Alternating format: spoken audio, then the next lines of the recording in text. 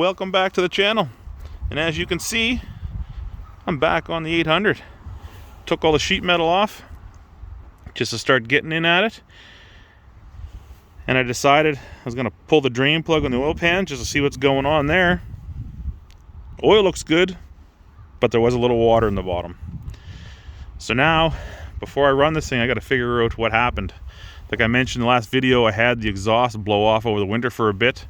I don't know how long it was off, and I worry that snow went down in there, got on top of the valves, the exhaust valves, and it slowly dripped down inside the cylinders, and then it would work their way down through the pistons. That's best case scenario. Second one, this was sitting in my buddy's shop for 6 months, 7 months not running, and I had it full of water. Maybe there's a head gasket issue. I did run it a bit, but maybe there's a head gasket issue and some water dripped down. Then third option, the absolute worst, is maybe the cylinder liner seals are leaking.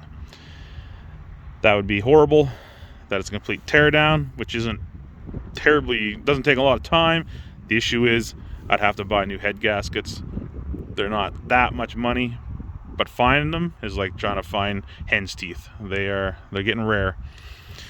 So what I'm gonna do before I go any further on this, I'm going to get a pipe adapter here, 3/4 pipe with a 1/4 reducer on it, and I'm gonna put an air fitting on here and get my compressor out. I'm gonna bring it up to about, I don't know, maybe only 7-10 pounds. Fill the system with water.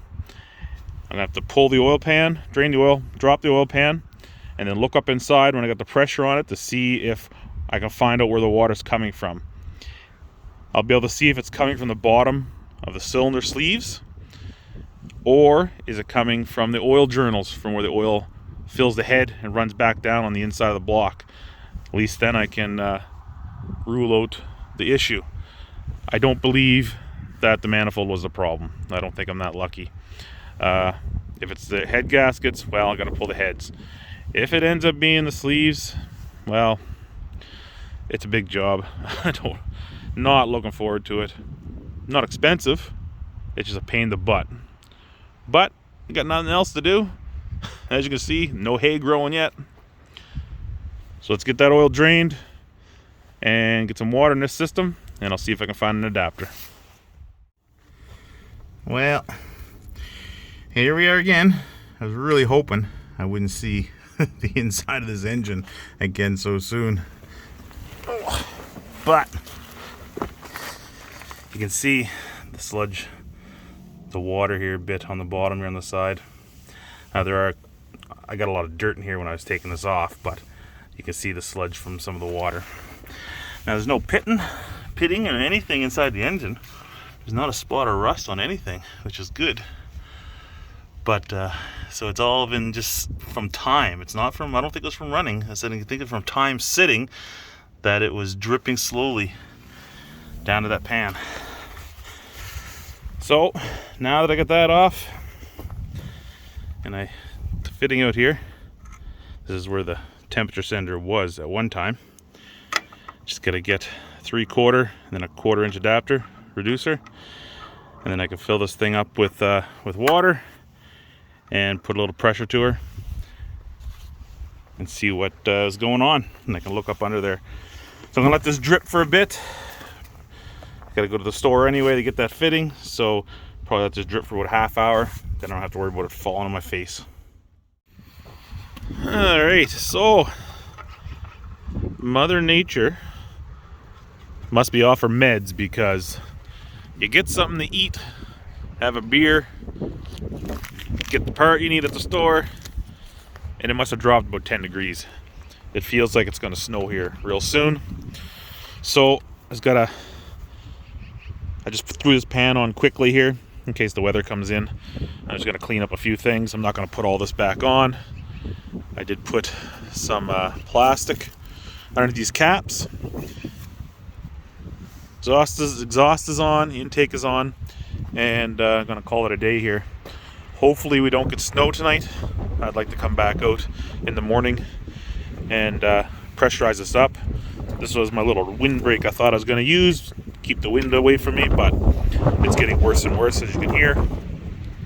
So anyway, we'll come back in the morning and hopefully the weather's better. Well, it is the next morning. We didn't get snow, but it is about -6 Celsius. The old sun has been up for about 40 minutes. It's a little nippy out, but I made my little adapter, just a reducer here, and then a plug for my compressor. Gonna throw a couple gallons of coolant in there, just because it is still freezing at night, so we're gonna have to throw some little 50-50 mix. This is just the cheapest I could get for the time being. And last night, thinking about it, I don't have to fill this thing to the top. All I got to do is get it up high enough that it starts to fill that water jacket, because I only need about 1 inch on the bottom of that water jacket to check to see if it is the cylinder sleeve seals. If I get it to that point and that doesn't leak, that's good. Then I'm going to have to move higher, because it probably is the head gaskets. So just going to throw in a couple gallons, check back in a bit.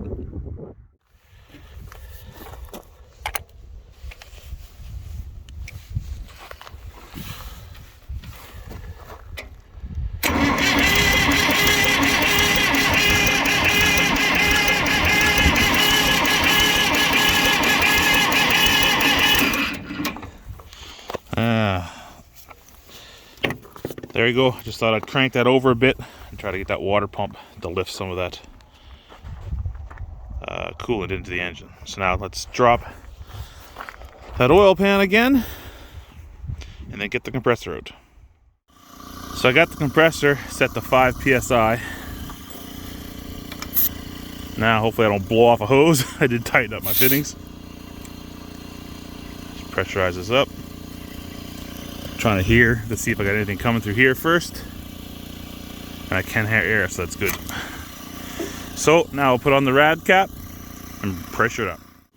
All right, here we go.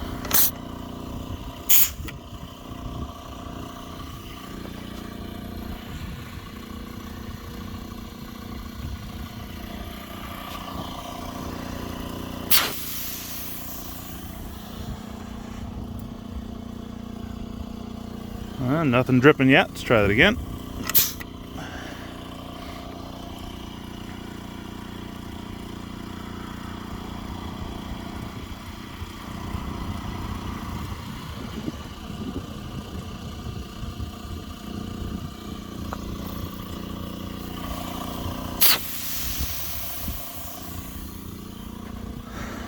Well, I don't see any green. Oh, this might be good. Okay, I'm going to work on this a bit more. It's kind of hard to get under here with the camera and do the same time. But if I do find something, I'll show that, or I'll be back with good news. Well, I'm not finding any leaks anywhere dripping underneath this thing. Though, I did find 2 little pinholes in all that soldering I did on this rad. So that's going to be easy fixed. That's kind of interesting to find that. That was good to find. But there is nothing dripping underneath this tractor. Now, I'm going to try to fix these 2 holes in hopes that that's the only leak. But I'm wondering if I can hold pressure inside this engine. If there's no drips anywhere, and I pressurize this system up, nothing coming out the sleeve seals, I wonder if that will narrow it down to that it's a head gasket issue. So I'm gonna check through my junk, see if I can come up with some kind of ball valve and a gauge. Well, that escalated quickly. It looks like I'm tapping a well. But I took the control valve off my yard sprayer. This is the gauge from the pool. I got a gas valve that I used to test the house gas lines when I first put them in, and then of course the adapter I made. So this is a relief. I get this closed all the way, so I should be able to build pressure now, shut off my valve, and hold it. Okay, so that worked good. Before I go any further, I got 2 little pinholes, and actually a third one right here. So I'm gonna have to I'm gonna clean this up good, get the oil and grease off it, scratch it up, and just lay in a little bit of JB Weld. That's what I have that'll dry the fastest, and then we'll come back to it here in a little bit. So I used some of that epoxy steel. I had to wait a little while before it warmed up out here, and now the front of this rad is actually warm to the touch sitting in the sun. So this stuff has been drying pretty good. Still a little bit tacky. Can't really stick my fingernail in it, but it is tacky. So I'm going to give it another hour to sit here in the sun, and then we're going to pressurize it up again. Also found myself a little drink. Wife picked these up. I do have a little bit of a sweet tooth sometimes, so this is a nice alternative beer, and everyone loves vodka, and it is really good. So anyway, we'll check back on this in about another hour. Well, things are going downhill fast. As you can see, I've had to pull off the side of the radiator here to fix a seam along here because I made an error. You'll notice that this is changed. It's because I was relying on the valve that's on my compressor, set to 10 psi. This gauge does not work, so I pressurized the tank here, thinking I was going to 10 psi. I honestly don't know what it was at. I heard a pop. I don't know if we're going to be able to see it on the camera here, but right where are we at here? Right there, I popped one of the tubes on the radiator. I don't know if you can see it at all. The sun is so bright above me here, but the small little tube going into the tank on the bottom, I shouldn't say the tank, the bottom plate of the tank has popped, and I can see a little bit of green antifreeze coming out of it.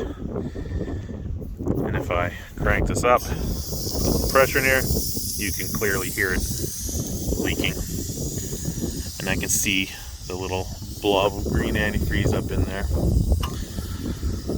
So that's not making me very happy. I'll have to take the rad right off now, tip it upside down, clean it, to try to get something in there to seal it, either solder it or the sealant. Really considering not uploading this video, but what do? There's always ups and downs. Unfortunately, this time it's a big pain in the butt down because radiator's half full of fluid. I got my transmission lines hooked up. The bottom part of the rad is filled with hydraulic fluid, so it's going to be a mess and a pain. But what do? It's part of getting a 60-year-old tractor working, I guess, and making mistakes along the way. I really wish I had better content on this video for you guys, but we're not going to give up. We'll keep going. So until next week, hopefully a thumbs up, please, guys. I'll catch you later.